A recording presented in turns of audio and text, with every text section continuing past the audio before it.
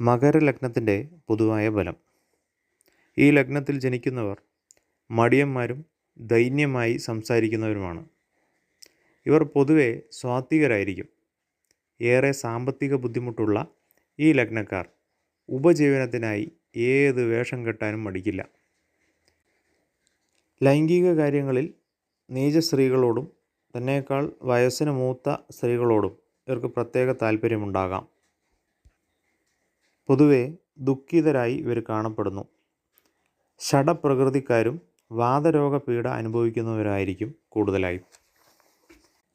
ജോലി ചെയ്യാതെ മറ്റുള്ളവരുടെ പണം കൈക്കലാക്കാനുള്ള വിദ്യകൾ കണ്ടെത്തും. ഇങ്ങനെയുള്ള പ്രകൃതക്കാരാണ്.